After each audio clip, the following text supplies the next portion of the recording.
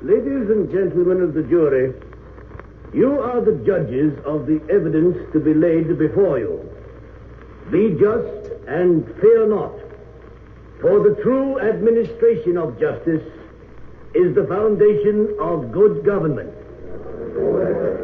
Famous jury trials, dramatizations of cases taken from actual court history.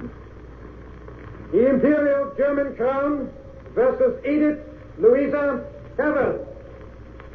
On the fateful day of August 4th in the year 1914, the first soldiers of the Imperial German Army marched across the frontier into Belgium. By midnight, the whole of Europe had been engulfed in earth-shattering catastrophe. That historic evening, British Foreign Minister Sir Edward Grey wrote in his diary, "The lamps are going out all over Europe tonight. I doubt if we will see them relit in our lifetime."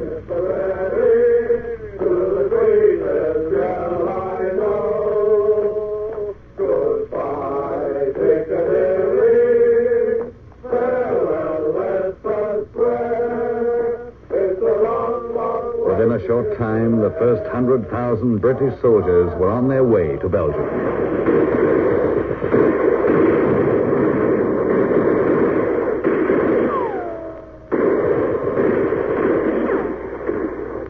But unnoticed in the heroic turmoil of those catastrophic days, a woman, little known to her fellow countrymen, had also left her peaceful English home for Belgium, Nurse Edith Louisa Cavel. It was a little over a year after her arrival in Belgium that Edith Cavel stood motionless and erect before a court-martial composed of officers of the Kaiser's army. Adolf Sterber opened the proceedings. Your name? Edith Cavel. Your occupation? I am a nurse. Don't you mean spy? Is that the charge against me? Lieutenant Bergen, read the charge against the prisoner Cavel. It is charged that Edith Cavel is guilty of high treason to the German crown. In that the accused, in violation of paragraph number 58 of the Imperial German Military Code, did aid enemy soldiers to escape from German territory and return them to their own forces. The penalty for that crime being death. Has the accused anything to say? Yes. I am a British subject. How can I be guilty of high treason to Germany when I have never professed any allegiance or loyalty to the German government? You are a resident in German-occupied territory. That is sufficient. So then, may I speak with my lawyer? I have a lawyer, haven't I? Certainly. The gentleman over there is handling your defense. Then but you will not be allowed to speak to him. Not speak to him? How can he present any evidence in my defense unless I'm allowed to speak to him? There will be no evidence in your defense, Fräulein Cavel. Oh, I see. Has the accused anything further to say? Then we will proceed with the testimony of the first witness, Otto Müller.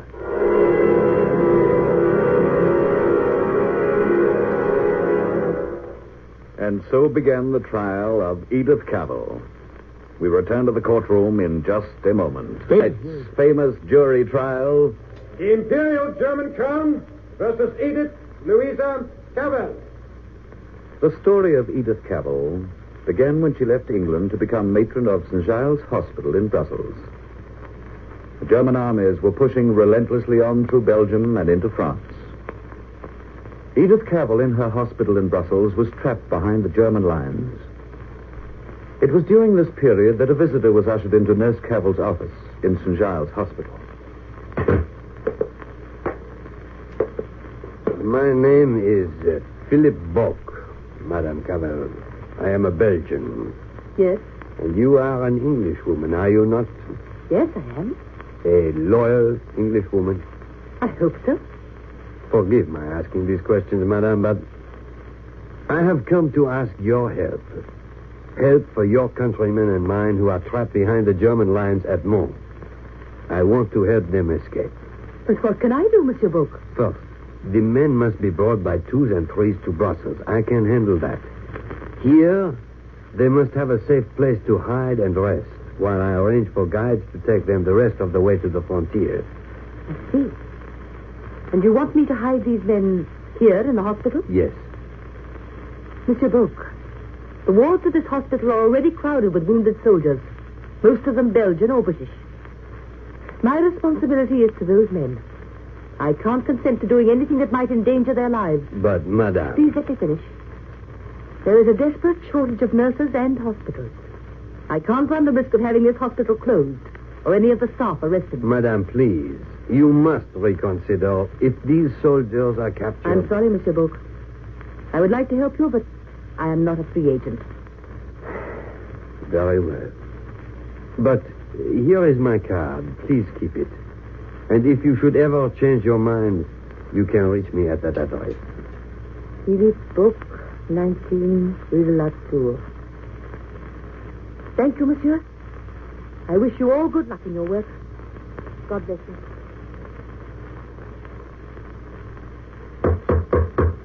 Come in. My name is Lieutenant Bergen. You are Fräulein Edith Cavel? Yes. Fräulein, it has come to our attention that although you discharge 4 or 5 patients a day, only a small part of that number report themselves to the authorities. The rest disappear.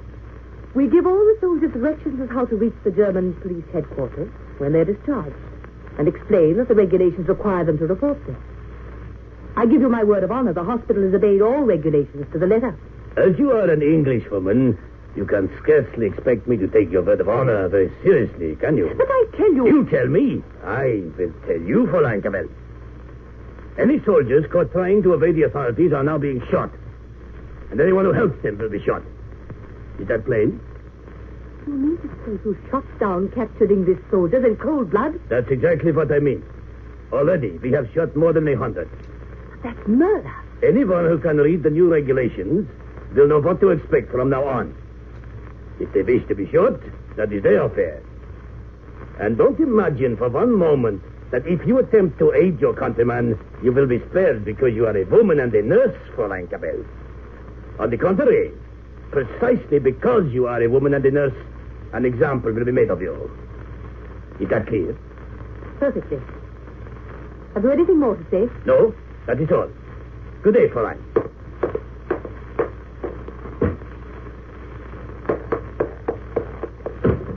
Elizabeth? Elizabeth? Yes? Yes, Miss Cavel? I'm coming. What is it you want now? I want you to go to the address on this card and ask to see Monsieur Boke personally. Philip Boke, 19 Rue de la Tour. What do I tell him?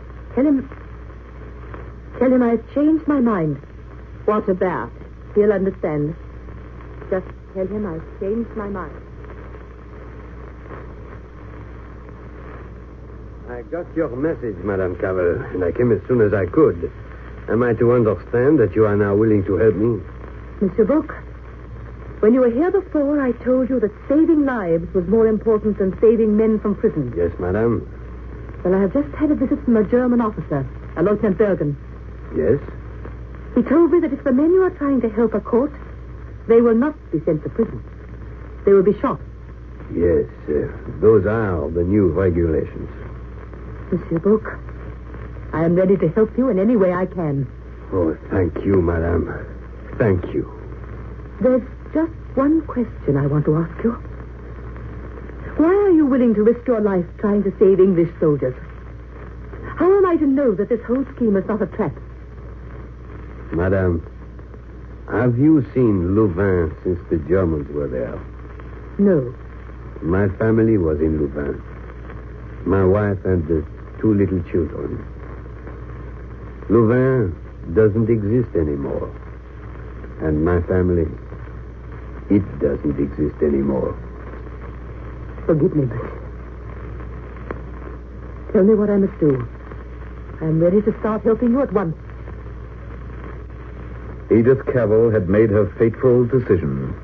And soon British soldiers by 2s and 3s, ragged, unkempt, half-starved from weeks of living in the forests, were being helped by the secret organization to reach the St. Giles Hospital in Brussels. And there Edith Cavel nursed them back to health and strength. As they became strong again, the soldiers, alone and in little groups, made their final desperate bid for freedom in swift dashes by night for the Dutch border. Some escaped. Some were captured by the German outposts. In here, all of you. Sergeant Müller reporting, Excellency. Yes, Sergeant? And who are these gentlemen? British soldiers, Excellency. They were trying to cross the frontier. So, have you gentlemen anything to say for yourselves? No? Take them out and have them shot. It became a deadly battle of wits, a daring game of chance. Freedom was the well-paid reward for stealth, and above all, heroic courage. Patrols were redoubled on the roads leading to the border as both sides became more ingenious in their methods. Many soldiers were able to make good their escape. Many died trying. But the danger was not confined to the soldiers. In the St. Giles Hospital at Brussels, The Germans are down below. They're going to search the place. Well, Elizabeth, go down and bring them up here to my office. Here? But what Be quiet, Elizabeth, and listen to me. You must keep them here for 15 minutes. How can I keep them here? Will you listen, please? Tell them I have just stepped out and will be back in a few minutes. Ask them not to disturb my personal files here. Their examination of the files should take them 15 minutes. Oh, I see. Now hurry and get them up here. But what are you going to do? How can you hide them here? The less you know about that, the safer you will be, Elizabeth. Get along with you now. I will be back here in 15 minutes.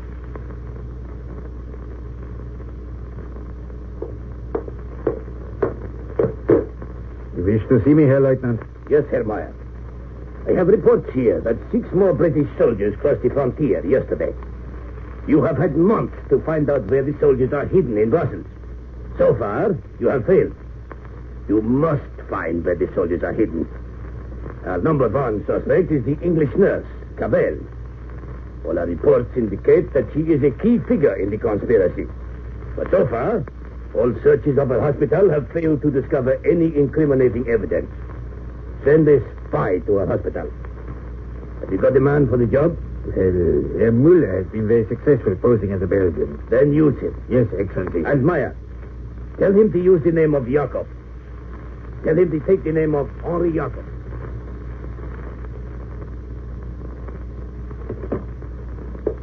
Miss Cavel, there's a man outside. He wants you to hide him. Oh, but don't you do it, Miss Cavel. Do you know who he is? No, he looks like a Belgian.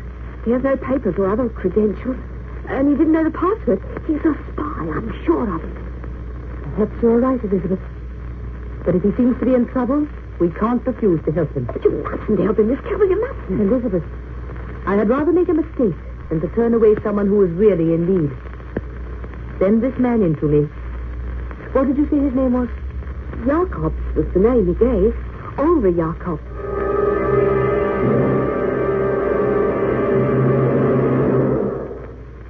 It was Henri Jacobs, alias Otto Müller, who became the star prosecution witness at the fateful trial of Edith Cavel. The man whose evidence settled her fate and was to make her name ring around the world. We will continue with this dramatic story in just a moment. And now back to Brussels in the year 1915, where Edith Cavel, charged with high treason to Germany, faced a court-martial of German officers, listened with quiet dignity to the testimony of the spy Otto Müller, whom she had admitted to our hospital as Henri Jacobs. Miss Cavel took me into the hospital and hid me there with 5 or 6 British soldiers.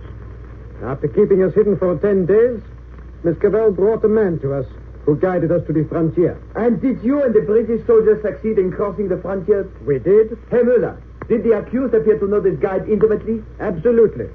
And others who are known to us as spies. I saw her give the guide a message that she had received from spies here to carry into Holland with him. But that's not... Silence, Fräulein. That is all, Herr Müller. But I want my lawyer to cross-examine that It's man. not Cavel. It is not permitted to cross-examine the witnesses. Call Otto Meyer. One by one, witnesses were called before the officers who shamefacedly accused Edith Cavel of harboring enemy soldiers. Notable exceptions were ringleaders in the organization such as Philip Boak, who tried to clear Edith Cavel. But the evidence had already piled up mountainously against her when she herself was called to the witness box. Fräulein Cavel, did you enter in a conspiracy to smuggle British soldiers back to their own country and their own lines? No. I hid the soldiers in my hospital until they were ready to try to escape. You admit that? Yes. And did you not also procure guides to lead them to the frontier? No. That was done by others. And others brought the soldiers to the hospital? Yes. Who were those others? Who were those others? I'm not going to answer that question. You admit that you knew when and where these guides were available and you instructed the soldiers accordingly. Yes. And yet you deny that you took part in the conspiracy. But I have never been a spy or knowingly aided a spy. I have only done what I could to save the lives of my countrymen who were in danger of being shot. Silence! The record is complete, gentlemen. But before we proceed with the verdict, we must hear from the defense lawyer, Herr Kirschen, who has the right, or should I say, the somewhat unpleasant duty of speaking on behalf of the accused. Have you anything to say, Herr Kirschen? Well, yes. But, gentlemen, I am Romanian and totally unfamiliar with German military law. Don't apologize to the court, Herr Kirschen. We are aware of your nationality. So? As I understand it, the only charge against Fräulein Cavel is violation of paragraph number 58 of the military code.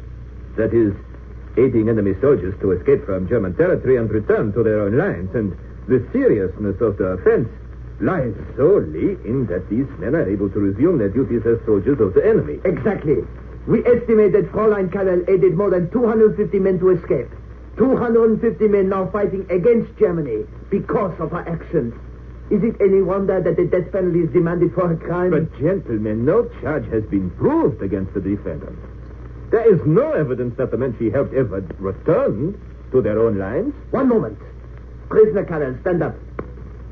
The English are an ungrateful race, are they not, Fräulein? Isn't it true that not one of those soldiers who helped wrote to thank you for what you had done? Of course it isn't true. Many of them wrote. Why, I got a letter from London only a few weeks ago. If the man was in England when he wrote that letter, it is certain he has since returned to the front. That's all, Fräulein Cavel. Proceed, Herr Kirschen. Excellencies, I still maintain that Edith Cavel is innocent of the charge of aiding soldiers to return to their own lines. She aided them to escape into Holland. It was Holland's clear duty under international law to intern any foreign soldiers on her soil for the duration of the war. It was not Edith Cavel, but the Dutch who permitted the English to return to their own lines. Miss Cavel is guilty only of failure to register the patients in her care and of passport violations in aiding them to cross a neutral frontier. And she has admitted these offenses. Comparatively light offenses compared with violating paragraph 58, which may carry the death penalty. And in view of the fact that Edith Cavel is a woman and a nurse who has cared for wounded German soldiers with the same devotion as she cared for her own countrymen, I ask the greatest possible clemency for her. Your Excellencies, I say to you that if this woman were German and had done the same for German soldiers, you would be very proud of her. Very proud of her. Have you quite finished, Herr Kirschen? Yes, Excellency.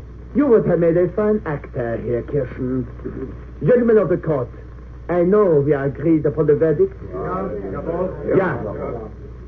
Edith Cavel, it is the verdict of this court that you stand convicted of violation of paragraph 58 of the German Imperial Military Code. The court is unanimous upon the sentence. Edith Cavel, I sentence you to be shot by a firing squad.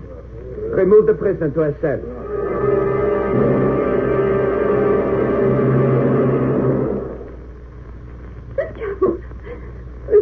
Now, Elizabeth. Oh, they can't do it. They can't. But they will, Elizabeth.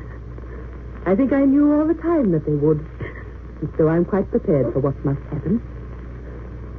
But there's one thing that will make me happy in the little time left to me. What? What? To know that you will carry on the work of the hospital.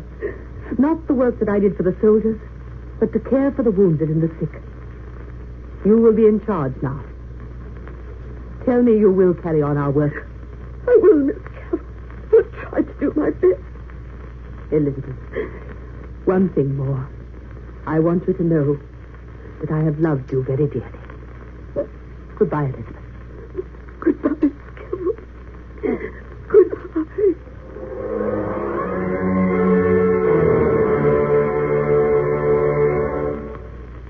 We conclude the story of Edith Cavel in just a moment. In her cell at the prison where she is waiting for the court sentence to be carried out, Edith Cavel receives her last visitor. Miss Cavel, I am the Reverend Dr. Sterling Guard. I came because I want to help you in any way possible. Thank you, Dr. Garn. If there is anything I can do for you, Miss Cavel, let me know it now. I would look upon it as a sacred trust. There is one thing you can do for me, Dr. Garn. If I have time, I'll try to write it in the letters I want to send to my friends. But I'm afraid that perhaps I won't be able to say it clearly enough, or eloquently enough. And it is all so clear in my mind. You must speak to the world for me. Tell them I have nothing to regret and nothing to forgive. If I had it to do over again, I would not do other than I have done. The world may say that I acted out of patriotism. But I know now that patriotism is not enough. The Germans have patriotism. That will not win them the war. There is something else, above and beyond patriotism, that the German militarists will never know. It is a vision of the things we are fighting for. A vision of the world at peace, of nations living in mutual security, of a world so constituted that hatred and greed, autocracy and oppression shall never again be permitted to endanger our lives or the lives of our children. If we can once see the goal clearly, we shall fight and keep on fighting. And no power on earth will stop us short of our goal. Tell them that, Dr. Garn. Tell them that for me. Make them understand. I will try, Miss Cavel. I'll do my best. Thank you, Dr. Garn. They're coming for me. So soon.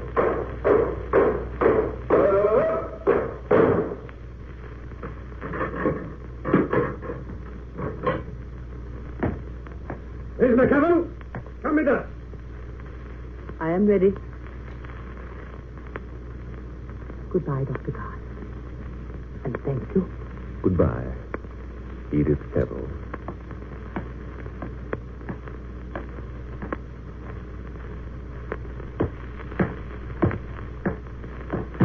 Over!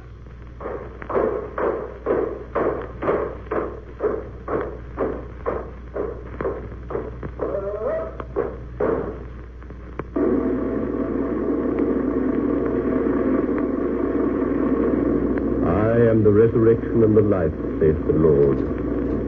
He that believeth in me, though he were dead, yet shall he live. Live! And he that liveth and believeth in me shall never die.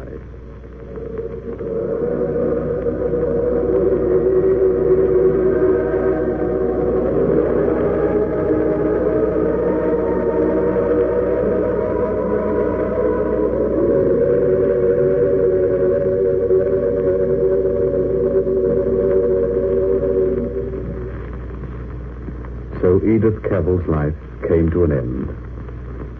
But her memory endures. The memory of a woman whose trial echoed throughout the world and whose death remained one of the inspiring epics of the 1914-18 World War.